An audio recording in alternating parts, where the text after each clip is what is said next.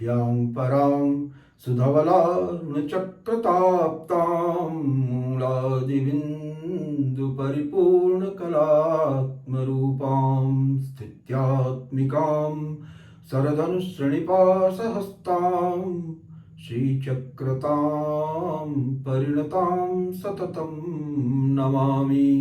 ओम ह्रीं श्रीं श्री परदेवताय नमः। ओम ह्रीं श्रीं श्री परदेवता श्री पादुकां पूजयामि तर्पयामि नमस्करोमि। ओम नमः श्री गुरुवे शिवाय। ओम नमः श्री परदेवताय।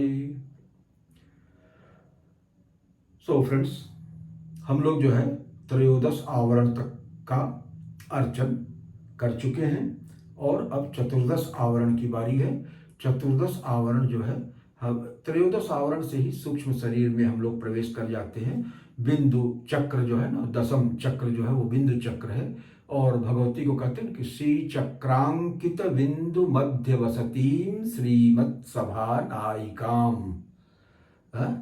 तो श्री चक्रांतर्गत जो बिंदु चक्र है उसके अंदर जो निवास करती हैं वो भगवती का जो स्थान मंडप है वो बिंदु चक्र के अंदर है।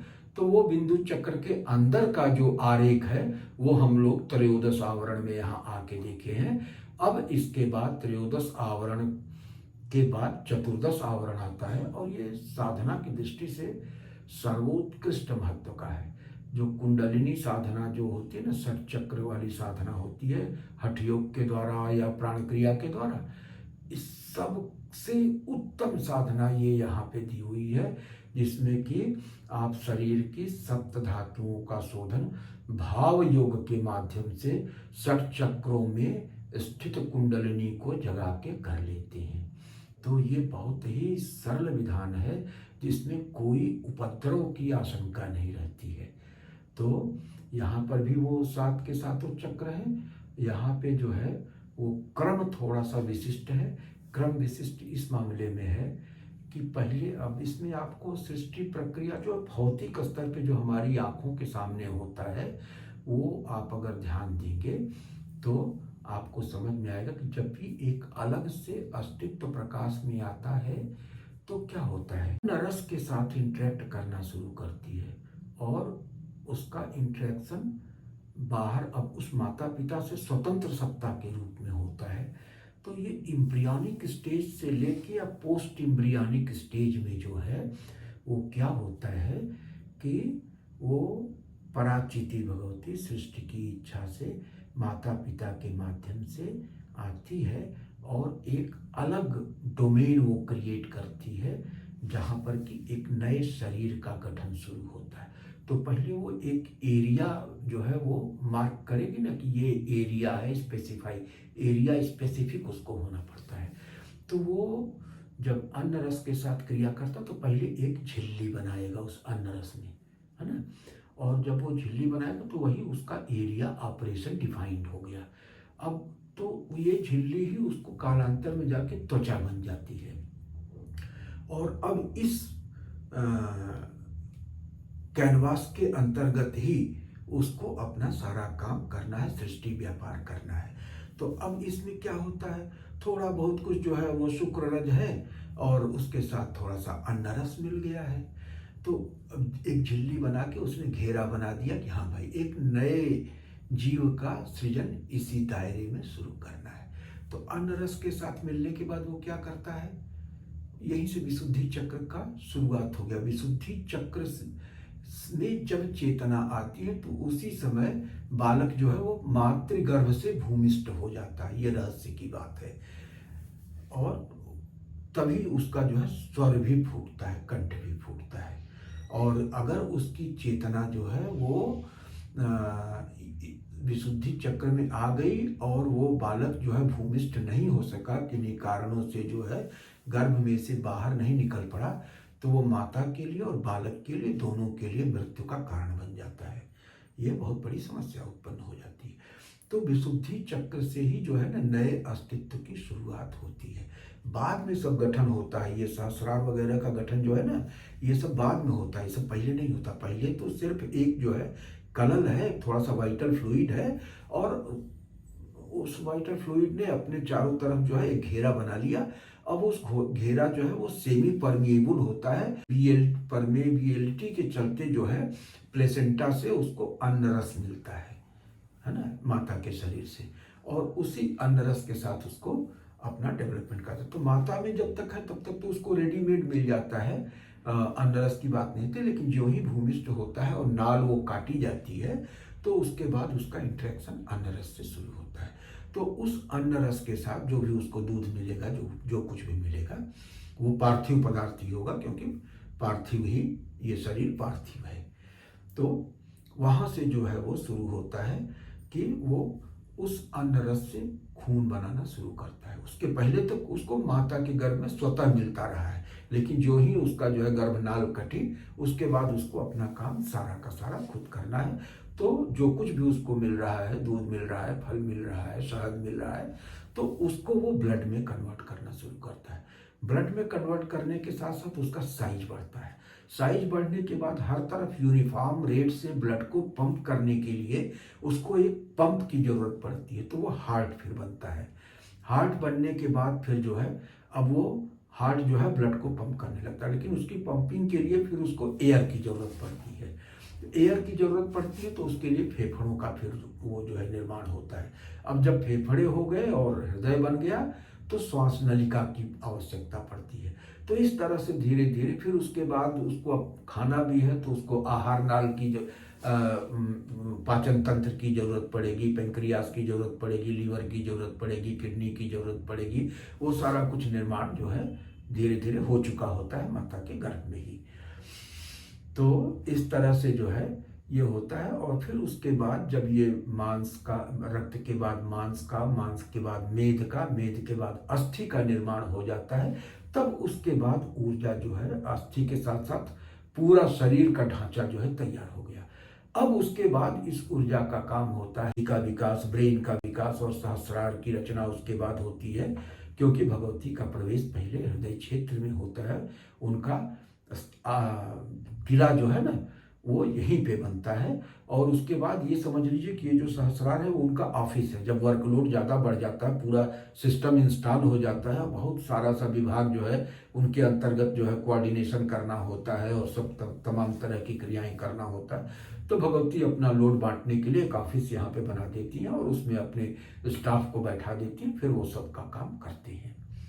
तो ये है। तो इसी कंसेप्ट को लेकर के यहाँ पे है कि पहले विशुद्धि चक्र आता है, फिर जो है अनाहत आता है, अनाहत के बाद मणिपुर आता है, मणिपुर के बाद जो है स्वादिष्ठान, स्वादिष्ठान के बाद मूलाधार, और जब ये पूरा हड्डियों का ढांचा मूलाधार में जाके तैयार हो जाता है, तब उसके बाद स्पाइन के अंतर्गत जो है वो मज्जा, मज्जा का निर्माण शुरू होता है। एक तंतु विकसित होते हैं, न्यूरॉन्स विकसित होते हैं, एक जाल सा बनता है, उस जाल के अंतर्गत एक फ्लूइड होता है जिसको मज्जा बोलते हैं।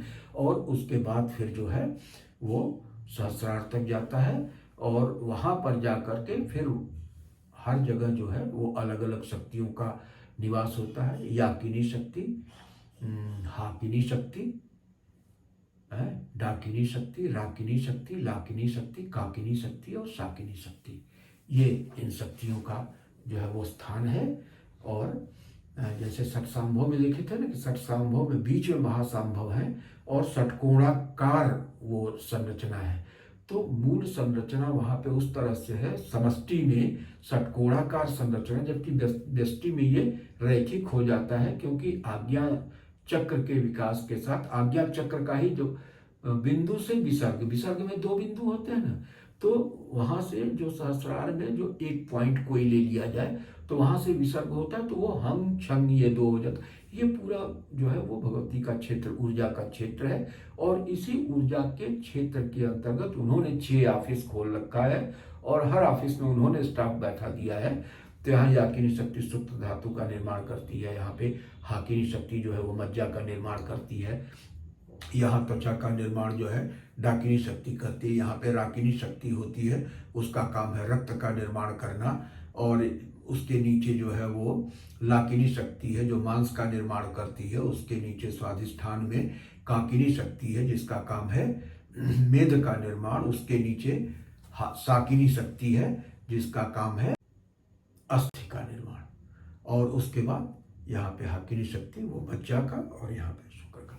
तो इस तरह से निर्माण होता है, माने अस्थि के बाद जो है ना, जो कुछ भी उसके बाद फर्दर अन्न का सारांश बचा उसको जो है वो मज्जा के रूप में कन्वर्ट करना, और फिर मज्जा को जो है शुक्र के रूप में कन्वर्ट करना, और फिर उसको जो है ओज के रूप में कन्वर्ट करना, और ओज को जो है फिर सब जगह डिस्ट्रीब्यूट करना। ये क्रियाएं होती रहती हैं। तो ये बहुत ही गूढ़ यौगिक क्रिया है, जो जो हठ योग का चक्र है, षटचक्र है, या प्राण क्रिया के द्वारा जो किया जाता है, उससे कहीं बहुत ऊपर की स्थिति है, जिसमें कि सातों धातुओं का निर्माण होता है। और फिर इन सप्त चक्रों जो सूक्ष्म शरीर के अंग हैं, तो वहाँ से सूक्ष्म शरीर से ही प्राणमय कोश, मनोमय कोश और विज्ञानमय कोश, ये तीनों संचालित होते हैं। तो स्थूल शरीर में इन सबको ले जाके इनको स्टडेड कर दिया जाता है, ताकि ये पूरा मशीन काम करने लगे। तो इसका विज्ञान बहुत ही गूढ़ विज्ञान है, और उसमें मातृकाओं का न्यास होता है। हर चक्र में मातृकाओं का न्यास है, और इन मातृकाओं का मतलब कि अलग अलग फ्रीक्वेंसी की, अलग अलग वाइब्रेशन की ध्वनियाँ उत्पन्न होगी। उन ध्वनियों के साथ जो है अलग अलग शक्तियाँ उत्पन्न होगी। हर शक्ति का अपना स्वभाव है, प्रभाव है, रूप है, रंग है, आकार है, अस्त्र है, शस्त्र है, डोमेन है, प्रभाव है। तो तत्त शक्तियों के द्वारा जो है तत्त ज्ञानेंद्रियाँ, कर्मेंद्रियाँ और प्राणों का जो है वो विकास करके, और उनको इस स्थूल काया के अंतर्गत उनको फिक्स कर दिया जाता है, ताकि ये मशीन पूरी तरह से चैतन्यवत काम करने लगे। तो ये महाविज्ञान है इस चतुर्दश अध्याय का, और इसमें मातृकाओं का बड़ा महत्व है इसमें। इसीलिए हमारे मंत्र जप के पहले जो अंतर मातृका न्यास और बहिर्मातृका न्यास किया जाता है, यहाँ पर भी आप देखेंगे तो ब्राह्मी आदि अष्ट शक्तियाँ हैं। उसके बाद फिर जो है वो वृत्तत्रय चक्र में मातृकाओं का आता है, फिर अष्टार चक्र में वाग देवतांबाएँ हैं।